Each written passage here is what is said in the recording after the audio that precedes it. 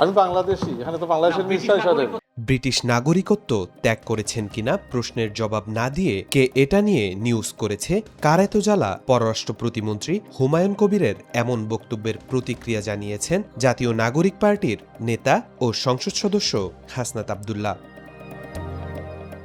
গতরাতে নিজের verified Facebook পেজে দেওয়া এক পোস্টে হাসনাত আব্দুল্লাহ লেখেন, নবনিযুক্ত পররাষ্ট্র প্রতিমন্ত্রী হুমায়ুন কবিরের জন্য প্রশ্নটি ছিল, তিনি কি যুক্তরাজ্যের নাগরিকত্ব ছেড়েছেন? উত্তর খুব সহজ, হ্যাঁ অথবা না। কিন্তু উত্তর হ্যাঁ হলে তিনি নাগরিকত্ব, ছেড়ে থাকলে তিনি কাগজ দেখাবেন। কিন্তু তা না হলে জবাবদিহিতা এড়িয়ে যেভাবে অপেশাদার, ব্যঙ্গাত্মক ও আক্রমণাত্মক মন্তব্য দিয়েছেন, গণমাধ্যমের স্বাধীনতার উপর নতুন চাপ তৈরি করবে। তিনি আরও বলেন, হতভম্ব হয়ে দেখলাম প্রতিমন্ত্রী সাংবাদিকদের প্রশ্নের জবাব না দিয়ে তাচ্ছিল্যের সঙ্গে বলছেন, কোন পত্রিকা ঠিক, কে এত চিন্তিত যে আমাকে কাজ করতে দেবে না? হ্যাঁ, তাহলে তারা এত চিন্তিত কেন? তারা কি আবার 2008 নিয়ে উত্তেজিত হয়ে পড়েছে? আবার কি মঈনুদ্দিন ফখরুদ্দিন আমলের সেই চুলকানি শুরু হয়েছে নাকি?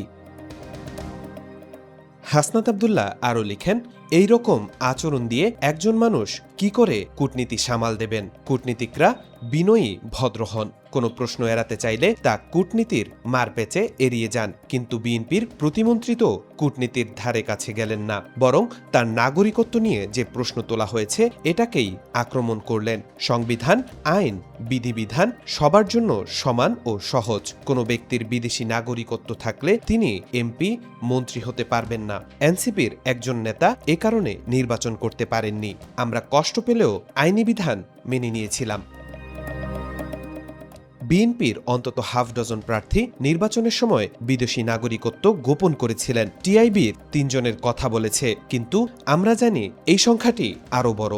যেই ব্যক্তি তথ্য গোপনের মতো অসত্যতা করে এমপি, মন্ত্রী হতে পারেন, তার পক্ষে আরও বহু রকমের অসত্যতা করা সম্ভব।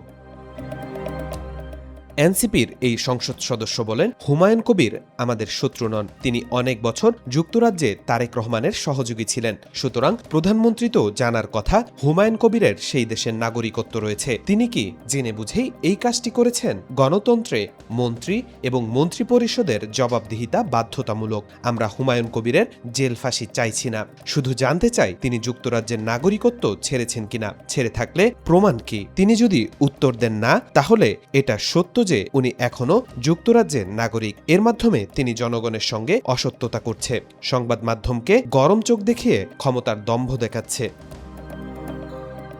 আওয়ামী লীগের 2 সাবেক পররাষ্ট্রমন্ত্রী হাসান মাহমুদ বেলজিয়ামের এবং আব্দুল মোমেন যুক্তরাষ্ট্রের নাগরিক। তারা এই তথ্য গোপন করে মন্ত্রিত্ব করে প্রতারণা করেছেন। 5 আগস্টের পর তারা নিজ নিজ দেশে পালিয়ে গেছেন। এই রকম প্রতারণা, অসত্যতা এই বাংলাদেশে আর চাই না। বিএনপি আরেকটা আওয়ামী লীগ সরকার হোক, চাই না।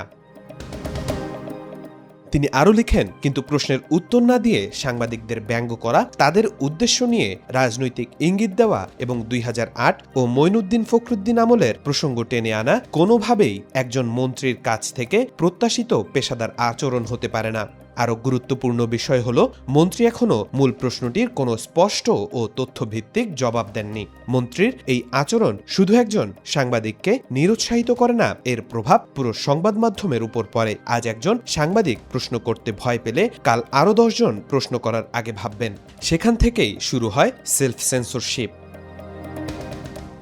সবশেষ হাসনাত আব্দুল্লাহ বলেন, আমরা অতীতে দেখেছি ক্ষমতাসীনদের প্রশ্ন করা সাংবাদিকদের কিভাবে রাজনৈতিক তকমা দেওয়া হয়েছে, কিভাবে ভয় ও চাপের পরিবেশ তৈরি হয়েছে। নতুন সরকারের কাছ থেকে সেই সংস্কৃতির পুনরাবৃত্তি আমরা নিশ্চয়ই প্রত্যাশা করি না। মন্তব্যের জন্য শুধু দুঃখ প্রকাশ নয়, প্রতিমন্ত্রীকে অবশ্যই জবাব দিতে হবে তিনি কি বিদেশি নাগরিক, হ্যাঁ অথবা না বলুন।